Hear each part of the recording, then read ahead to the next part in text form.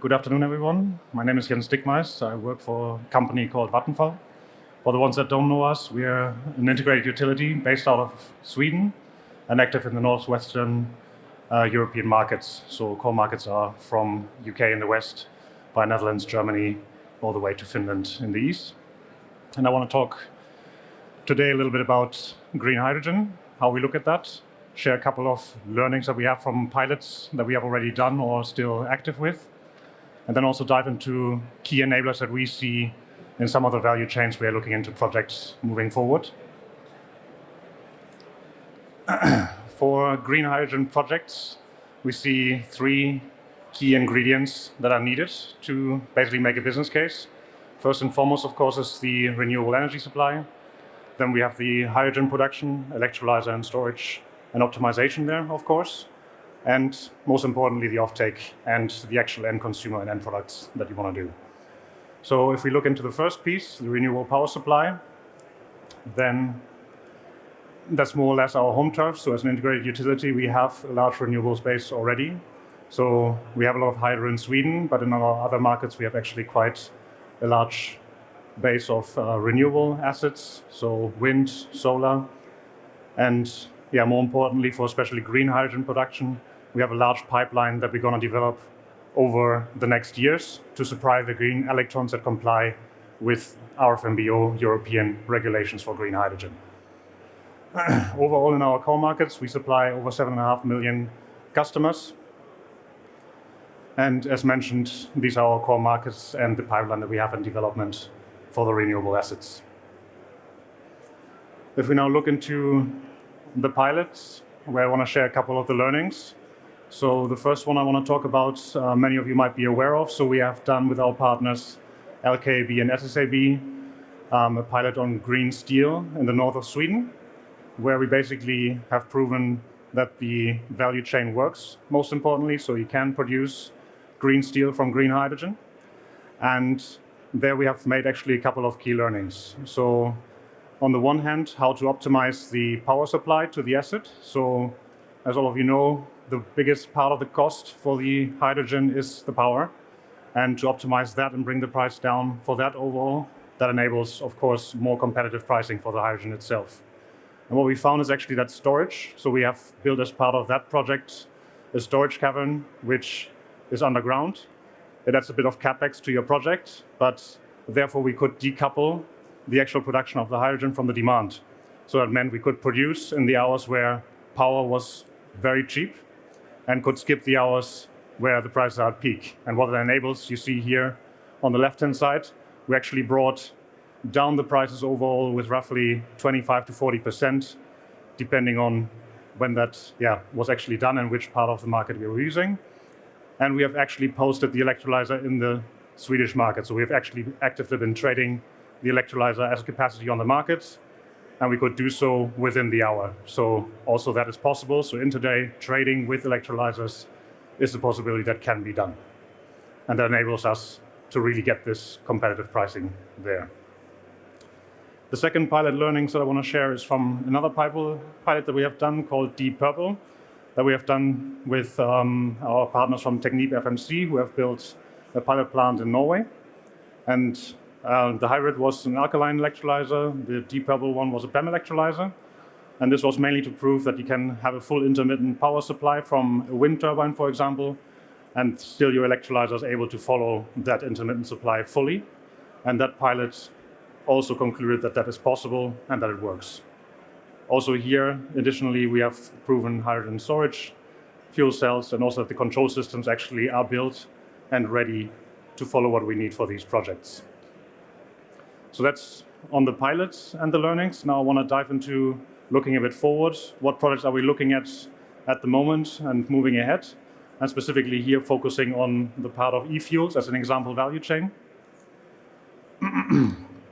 Starting with our e-fuels project here on the Swedish west coast with our partners from ST1. This is mainly dedicated to the production of e-fuels, roughly for 70,000 tons a year. And that one then to be commissioned by 2030 is currently the target to produce e-fuels for the European markets. And the second second project that we're looking into is the High Skies project, where we're also looking into producing e-fuels here with a different set of partners, Shell, LanzaTech, and SAS as the off-taker. Both of these are mainly for eSAF. And why I want to tie into eSAF, which actually quite well fits together with my predecessor that spoke here earlier, because when we look at how do we actually get FIDs off the ground, what can we do actually to enable projects going forward, and how can regulation potentially help without overloading the end consumer in terms of prices to be paid. And there, of course, here we would be looking for aviation into the implementation of RED III targets. So the EU has put in place the targets for the RED III last year in 2023. So what that means is that now member states have until 2025 to actually implement them into their national laws. And then, industry will have to start building towards that based on it. And what the member states, of course, have is a little bit of a dilemma. On the one hand, you want to trigger demand for green products and actually help the decarbonization along. On the other hand, you don't want to overload the end customer. You have to keep the socioeconomic cost at a barrel level to society and prevent things like deindustrialization from happening. So you have to basically find the value chains that can start first and then later on move into other ones. So looking at what actually does a barrel price for consumers mean. So if we take the targets, how the EU has published them last year, then what we see for on the upper curve, that's biosaf, so based on biomass produced sustainable aviation fuel. And that is supposed to rise from 2030 to 2040 from 6 to 32% in the overall use of SAF in the European Union aviation sector. And on the lower line is what you see, the hydrogen-based fuels rising then from 1% to 10%. So what these targets actually mean if you implement them today? Or what would that mean in terms of pricing? So what we know is Jet A, of course, that's the fuel that's basically used today by every airplane that you're going to use. So that's the standard price. And there you see a price point of $800 per ton at the moment. And that's basically part of your ticket price. So any ticket that you use will have that price point. If we now start with current day prices for electrolyzers, with power prices as you have them today in the European Union, then you will basically have to pay 4.5 times roughly as much for the same amount of e-kerosene, so substantially higher prices.